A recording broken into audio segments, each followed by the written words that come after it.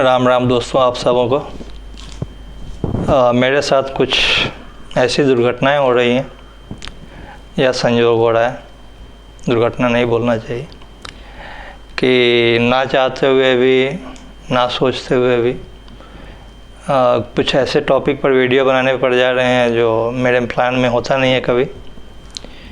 तो मोस्टली मैं current affairs, news वगैरह पर कम ही वीडियो बनाता हूँ, लेकिन कुछ इंटरेस्टिंग नज़र आता है वैसा कुछ जहाँ पर लगता है कि अपनी बात रखनी चाहिए, आपके साथ शेयर करनी चाहिए, तो मैं मजबूर हो जाता हूँ। और उसी में से एक इंसिडेंट हुआ कि कल मैं यूट्यूब ब्राउज़ कर रहा था, उसको सर्फ कर रहा था, तो रूबिका लियाकत जानते ही होंगे आप लोग, काफ़ी फेमस एंकर रही हैं। तो उसका एक वीडियो मुझे दिखाई दिया जो उत्तर प्रदेश के हापुड़ ज़िले में किसी एक मुसलमान बस्ती है, जहाँ पर जा कर के उसने वीडियो बनाया और उसका टाइटल है जैसे वीडियो का, मोदी मुल्क और मुसलमान। तो बेसिकली वो मुसलमानों के क्या ओपिनियन है मोदी सरकार के बारे में और वो क्या सोचते हैं, ये जानने की कोशिश कर रही है ग्राउंड पर। ग्राउंड रिपोर्टिंग बोल सकते हैं इसको। तो चलिए देखते हैं। इसमें मुझे काफ़ी दिक्कतें नज़र आईं। एज ए जर्नलिस्ट आपकी कुछ जिम्मेवारियां होती हैं, आपके कुछ रिस्पॉन्सिबिलिटीज़ होती हैं। तो जैसे कोई मिस इन्फॉर्मेशन है, कहीं पर गलत इन्फॉर्मेशन है, तो आपको वहाँ पर उसको सही करना चाहिए। आपका अपना जब रिपोर्टिंग करने जाते हैं किसी टॉपिक पर, जानबूझ करके, कोई ऐसा तो है नहीं कि कोई एक्सीडेंट का रिपोर्टिंग कर रहे हैं आप ग्राउंड रिपोर्टिंग, ओपिनियन मेकिंग कर रहे हैं, ओपिनियन जानने की कोशिश कर रहे हैं किसी पर्टिकुलर टॉपिक पर, तो आप पहले उसके बारे में थोड़ा सा रिसर्च कर लीजिए, थोड़ा सा आप नॉलेज अपना होमवर्क करके और फिर जाइए जहाँ पर, क्योंकि होता है कि लोगों के पास पूरी इन्फॉर्मेशन नहीं होती है, गांव है, देहात है। तो एक रिपोर्टर जब आप ग्राउंड रिपोर्टिंग कर रहे हैं तो आपकी जिम्मेवारी है कि आप उनको बताएं कि सही क्या है, गलत क्या है। चलिए देखते हैं इसमें ऑन द वे जो भी मेरी आपत्तियां हैं, जो मुझे शिकायतें हैं रूबिका लियाकत से, वो मैं आपको बताते चलूँगा।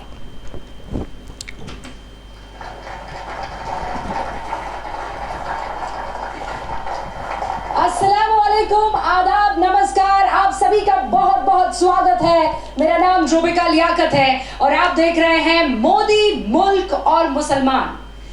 मेरा मानना है कि हम जैसे पत्रकारों को एसी के बड़े बड़े स्टूडियोज को छोड़कर गांव, शहर, कस्बे और उस ये थोड़ा सा भूमिका बना रही है, तो मैं कोशिश करता हूँ इसको स्किप कर देने के लिए। थोड़ा सा वहां बैठकर चाय की चुस्कियों के साथ जो हम डिबेट किया करते हैं। जिले का ये छोटा सा गांव, आबादी है, मुसलमानों के दिलों में झांकने की कोशिश कर रहे हैं, वो क्या चाहते हैं। और तहे दिल से इस्तकबाल भी करता हूं कि आप लोग हमारी इस बस्ती में आए और हमारी परेशानियां और हमारी बदहाली माननीय प्रधानमंत्री पहुंचाने के लिए यहाँ पर आए हैं। तो मैं पूरे गांव वालों की तरफ से आपका शुक्रिया अदा करता हूँ। बहुत बहुत शुक्रिया सर। सबसे पहले मैं शुरुआत करना चाहूंगी, आपने सुना प्रधानमंत्री नरेंद्र मोदी का भाषण? जी हाँ, सुना है। कैसा लगा? बहुत अच्छा लगा। और इस बार बैठिए ना, बैठिए। हाँ। और सरकारों के मुकाबले हमें इस बार उम्मीद है कि माननीय प्रधानमंत्री जी और हमारे माननीय मुख्यमंत्री जी इस बार मुसलमानों के साथ अनदेखी नहीं करेंगे। अनदेखी नहीं करेंगे? क्या ये लगता है कि सोचने की बात है। इसका मतलब है कि अभी तक मोदी सरकार और योगी सरकार इनके साथ अनदेखी कर रही है। इसका मतलब तो यही निकलता है कि आगे मुसलमानों के साथ अनदेखी नहीं करेंगे, ये बोल रहे हैं। देखते हैं क्या अनदेखी हो रही है इनके साथ। मुसलमानों के साथ अनदेखी हुई है? अनदेखी हुई है। योजनाएं, जो सरकार की योजनाएं हैं, वो गाँव स्तर पे लागू नहीं हो रही है। जैसे हमारे यहाँ 8वीं क्लास तक के स्कूल है, उसके बाद 20,000 की आबादी का गांव है हमारा, इंटर नहीं है, हाई स्कूल नहीं है, सरकारी अस्पताल नहीं है, कोई। सरकार की जो योजनाएं हैं वो गांव तक लागू नहीं हो रही हैं इनके पास, लेकिन गिना क्या रहे हैं? इंटर स्कूल नहीं है, हॉस्पिटल नहीं है। ये कौन से सरकारी योजना का पार्ट है? क्या जनधन योजना में आपको स्कूल बना के दिया जाता है?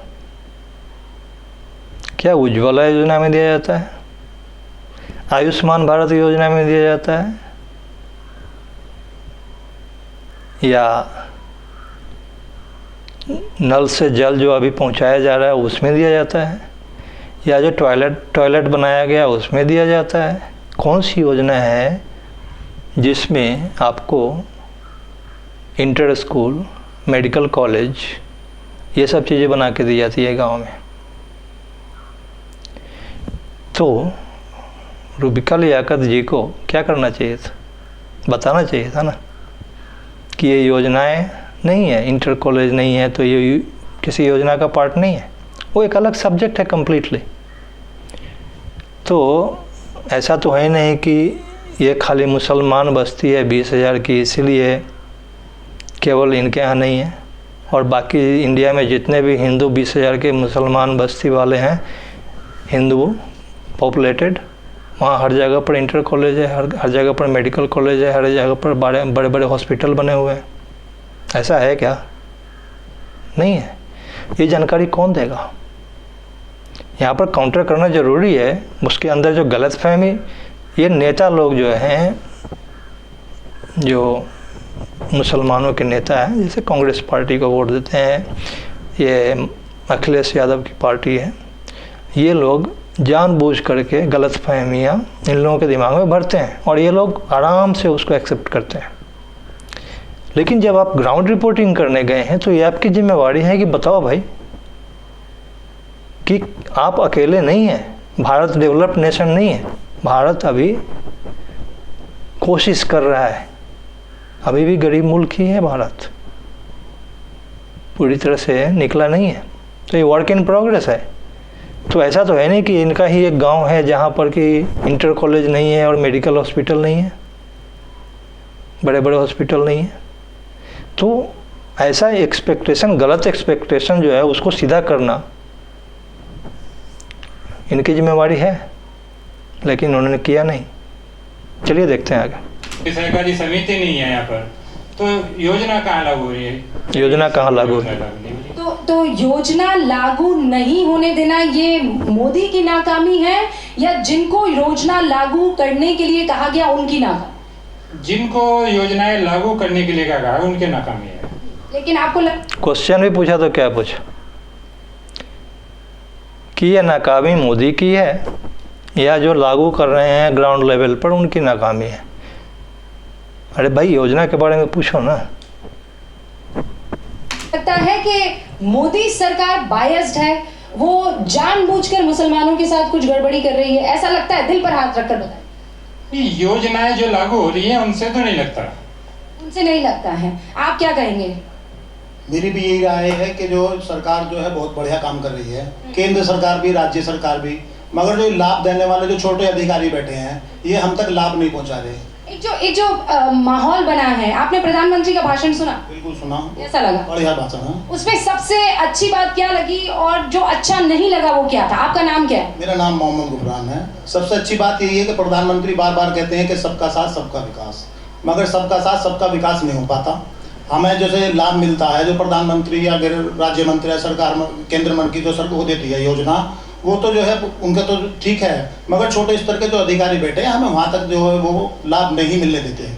जैसे प्रधानमंत्री का जो 5 लाख रुपए तक का जो है वो आयुष्मान कार्ड है, मगर उसका लाभ मिलता ही नहीं है।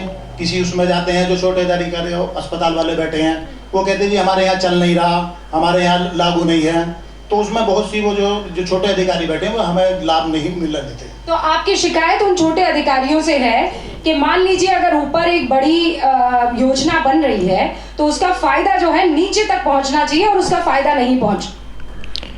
अब कुछ आपने नोटिस किया यहाँ पर, इनके पास आयुष्मान कार्ड है, इस गांव में सबको मिल चुका है। इनकी दिक्कत है कि ये आयुष्मान का जो कार्ड है वो लेके अगल बगल के छोटे मोटे जो हॉस्पिटल्स हैं या जो भी डिस्पेंसरी है, वहाँ पर लेके जाते हैं तो वो लेने से मना कर देते हैं। वो बोलते हैं कि हमारे यहाँ नहीं चलेगा ये कार्ड। तो ना तो ये उस हॉस्पिटल वाले की गलती है, ना तो आयुष्मान भारत की गलती है इसमें। ये मिसकम्युनिकेशन है, मिसअंडरस्टैंडिंग है, योजना के बारे में जानकारी नहीं है, अभाव है। तो रूबिका लियाकत जो वहाँ पर ग्राउंड रिपोर्टिंग कर रही है, क्वेश्चन कर रही है उनसे, तो उसको ये बताना उसकी जिम्मेवारी है कि जो आयुष्मान कार्ड जो है, आयुष्मान भारत का हेल्थ कार्ड, ये केवल जो नेटवर्क हॉस्पिटल हैं, जो हॉस्पिटल उस योजना से एफिलिएटेड हैं, केवल वहीं पर इनको एक्सेप्ट किया जाएगा। तो पहली जिम्मेवारी तो ये है कि आप बताएं कि ये कोई भेदभाव नहीं है, ये स्कीम है वैसा कि कुछ पूरे इंडिया में लाखों लाखों लाखों हॉस्पिटल्स और डिस्पेंसरीज हैं, लेकिन हर जगह तो चलेगा नहीं। जो नेटवर्कड हैं वहीं पर चलेगा, जो इसके पार्ट हैं, जो इसमें एफिलिएटेड है। तो रूबिका लियाकत को यहाँ पर हेल्प करना चाहिए था गांव वालों को कि आपके आसपास में ये हॉस्पिटल, ये हॉस्पिटल, ये हॉस्पिटल है, इससे आप ले सकते हैं सुविधाएं, लेकिन वो नहीं करेंगी ये सब काम। तो ये सीधे सीधे कमी नज़र आ रही है कि आप जो गलत इन्फॉर्मेशन कोई आदमी के पास है, कुछ अंडरस्टैंडिंग सही नहीं है उसके पास, तो उसको आप सही करने की कोशिश नहीं कर रही हैं एज ए रिपोर्टर, जो आपकी जिम्मेवारी है। चलिए आगे देखते हैं। रहा है। अब एक बार मैं आप सब लोगों से एक सवाल पूछ लेना चाहती हूँ ताकि मैं फटाफट से आपके पास आ सकूं। क्या 15 अगस्त को आप लोगों ने प्रधानमंत्री नरेंद्र मोदी का भाषण, मोदी बेस्ट है? बेस्ट। ऐसा क्यों? मुझे लगता है बेस्ट है। क्यों ऐसा क्यों? सारा काम बढ़िया करते हैं वो, लेकिन जो छोटे हैं वो थोड़ा भ्रष्ट है। एक शिकायत है, ये जो छोटी छोटी हिंदू मुसलमान की जो ये बजरंग दल वाले लोग हैं, अगर इन पर कानून का शिकंजा कर दिया जाए तो मोदी और मुख्यमंत्री जी बेस्ट है। वो लोग जो लोग माहौल बिगाड़ने की कोशिश करते हैं। लेकिन मेरे, आपका नाम? मोहम्मद साजिद कुरैशी। साजिद भाई, आपको लगता है कि सिर्फ बजरंग दल ही बदमाशी करते हैं? ज्यादातर। आपको ये नहीं लगता है कि दोनों तरफ से ये होता है? थोड़ा उधर से ज्यादा, इधर से कम। जब ज्यादा होगा तो पर ये तो बेईमानी हो जाएगी ना कि आपने पहले ही मान लिया कि उन्होंने ज्यादा किया और उधर से ज्यादा होता है। कैसे मानते हैं आप? ज्यादातर होता है। अभी जो है 15 अगस्त को रैली निकल के जा रही है, तो यहाँ पाकिस्तान मुर्दाबाद, फलाना ढिमका, मुसलमानों का समझ के जो इस तरह के नारे। ये अब बताइए अब भाई कि हम अगर पाकिस्तान मुर्दाबाद के नारे लगाएं तो मुसलमानों को क्या दिक्कत है, हिंदुस्तान के मुसलमानों को? ये मुझे कोई समझाएगा क्या? पाकिस्तान हमारा दुश्मन मुल्क है और हम जब भी मौका मिलेगा पाकिस्तान मुर्दाबाद, हिंदुस्तान जिंदाबाद के नारे लगाएंगे। तो भारत के मुसलमानों को बुरा क्यों लगता है जब कोई पाकिस्तान मुर्दाबाद बोलता है? इससे क्या साबित होता है कि वो अपने आप को पाकिस्तान के साथ ज़्यादा रिलेट करते हैं कंपेयर्ड टू हिंदुस्तान के साथ। कोई हिंदुस्तान मुर्दाबाद बोल दे, इनको कभी भी कहीं भी कोई दिक्कत नहीं होती है। आपने कभी भी नहीं सुना होगा कि कोई हिंदुस्तान मुर्दाबाद बोल दिया और इस पर मुसलमान उत्तेजित हो गए। मुसलमान तभी उत्तेजित होते हैं जब कोई पाकिस्तान मुर्दाबाद बोल दे। और लेकिन इनको चाहिए हर चीज़ में प्रेफरेंस। बाकी पूरे हिंदुस्तान को मिले या ना मिले, भूख से मर जाए तो मर जाए, इनको वीआईपी ट्रीटमेंट चाहिए तब भी आपको सपोर्ट नहीं करेंगे बीजेपी को, क्योंकि बीजेपी हिंदुओं की बात करती है। हिंदुओं के खिलाफ आप बात करो, मुसलमान आपके साथ। जैसे आम आदमी पार्टी, वो कहाँ से आई? मुसलमान उसके साथ हो लिए। कांग्रेस पार्टी, मुलायम सिंह की पार्टी, लालू यादव की पार्टी। मुसलमान क्या इनसे, लालू यादव से प्यार करते हैं? नहीं, वो हिंदू ऑर्गेनाइजेशंस को सप्रेस करते हैं, तो इनको अच्छा लगता है। लेकिन पाकिस्तान मुर्दाबाद बोल देने से इनकी जल जाती है।